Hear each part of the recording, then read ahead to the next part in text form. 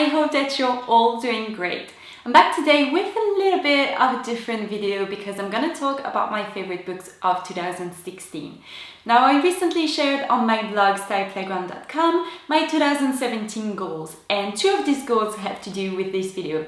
The first one is that I really want to diversify my content on YouTube. I want to upload more regularly because last year was a bit of a disaster, and I want to explore new areas. I want to talk about things that I love, about lifestyle, about books, about home decor, maybe about my Project Life album. I want to try new things. And the second one is that I want to read more in 2017. I've managed to read 24 books in 2016, which is not bad at all. I had set myself the challenge to read 40 books, which was completely unrealistic because I got married, that took a long time. I moved on to blogging full time, so that was something else. So I somehow managed to read 24 books, which I'm very happy about. If you want to keep up with what I'm reading, what I really want to read, if you want to maybe see some of my review, you can go to my Goodreads profile. I actually find a lot of my reading inspiration on the site. So today I'm going to show you all of my favorite books of 2016. So the first book that I want to talk about is My Life on the Road from Gloria Steinem. Now, if you're not familiar with Gloria Steinem, she's basically a women's rights activist in the US, and I really wanted to read this book because I knew a little bit about her life, but I wanted to have her impression. And basically the whole book is based on the fact that she's practically never home. She always traveled. When she was a kid, her family was always on the go, and since she's an activist, she's traveling all around the country and all around the world really to talk about issues that matter to her. So it was very interesting. I learned a lot of things. It really changed my perspective on a couple of topics. So I highly encourage you to read it. It's something a little bit tough to read. Like sometimes it's a little bit slow, but it's very, very interesting, and I'm so glad that I read it, and I highly recommend it. Of course, I'm gonna talk about the bestseller this year. This is Paula Hawkins' The Girl on the Train. They did the movie. I haven't seen it yet, but I really want to, but it's not available on the Apple TV yet. They actually released the French version this year, so if you want to read that in French, because I know that a lot of my audience speaks French, you can totally do that. It's called La Fille du Train, and it's absolutely amazing. So I love this book. I'm not usually into kind of thriller books, but this one really got me. I think I read it within like 4 or 5 days during the summer. This is one of those books that is so hard to put down. At the middle of the book, I thought I knew what was going to happen, but I didn't. Turns out there is a major twist in the event, so of course I would highly recommend it. The next book that I have is In Order to Live from Yeonmi Park. Yeonmi was born and raised in North Korea, which, as you know, is a pretty tough country, to say the least. But she talks about her childhood, her family, the regime, what was her daily life like, and then she managed to escape the country when she was a teenager. So she talks about escaping the country, what she had to deal with. Although this is sometimes really tough to read because this is not a novel, this is real life, these are things that really happen to people. I think this is very interesting to read.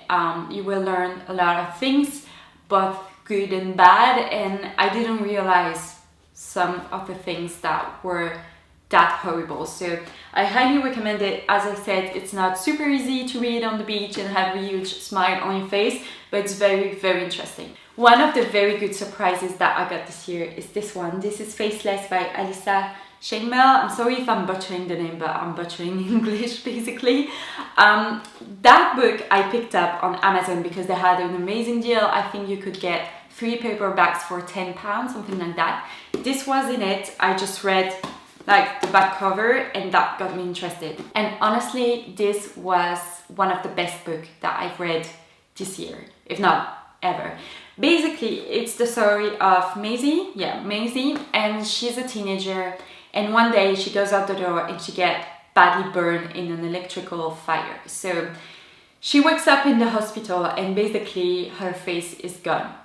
She doesn't have any skin left.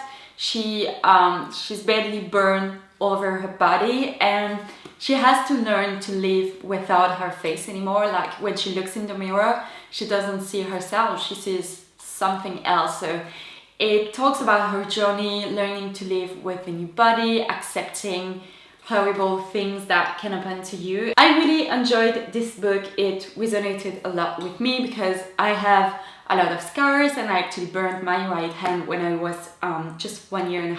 So I recognized myself in some of her thinking, but this was very interesting. It was very taking and very moving, so I highly recommend that. The last 2 books that I want to talk about, I don't have the physical books to show you because I actually read them on my Kindle. I don't have a Kindle, but I use the Kindle app to read on my iPad and on my iPhone, and I love to do that whenever we're traveling because it means that I don't have to pack books with me. I love to do that whenever I'm on the go, or sometimes in bed at night if Renaud wants to sleep.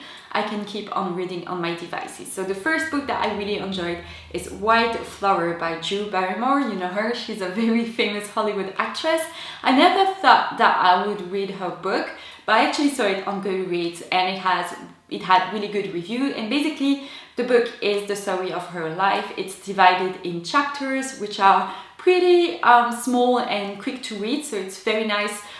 If you want a book that you can read like 5-10 minutes at a time, this is perfect because it's divided into those chapters. So when I started reading the book, I really didn't know anything about Drew, but I learned all about her life and I could really see myself in some of her experiences and feeling, and it was just overall very good to read, very nice. I learned a lot about her and her personality, and she's not what I thought she was, so that was a good surprise and I really enjoyed it. And the last book that I want to talk about is Not That Kind of Girl from Lena Dunham. To be honest with you, I've never really watched Girls. I've seen a couple of episodes here and there, but basically what drew me to this book is that Lena Dunham has the same disease as I have. How do you pronounce that in English? I'm gonna attend. So basically we both have endometriosis. I have no idea how you say that in English. I hope I'm pronouncing that right, otherwise I'll put it on the screen so you can search it up if you want to. But basically it's not a super heavy disease or anything, but it hurts. It's pretty hard to get people to recognize that you have that disease. Mine was found pretty much on mistake 2 years ago. Yeah, 2 years ago. I think nearly in those kind of days. I got surgery in 2014 in mid-January, so here we go. But basically my mom sent me an interview of her talking about the disease, and I actually wanted to read her book, but I never got around to it, so I thought, you know what she said in the interview really resonated with me, so I'm gonna get her book. I love the book. It was very nice, very straightforward. She doesn't put a gloss paint over anything about her life. It was very interesting to read. I think she's not the same age as me, but we're pretty much the same generation, so I could see a lot of things that had happened to me or to my friends into her book, and it was just very interesting to hear about her story, so I would highly recommend that as well. It was a good read. So I hope that you enjoyed this video. If you have any more ideas or suggestions for videos about books, I'll be happy to comply, so leave that in the comments down below. And I promise that I'm gonna do my planner update this month. I actually switched to a bullet journal, but I'm gonna explain all in a video because I know that anytime I upload a video, I get a comment or a question or request to do my updated planner journal video, so that's coming your way really soon. I promise you can keep me accountable. So thank you so much for watching, and I will see you next time. Bye!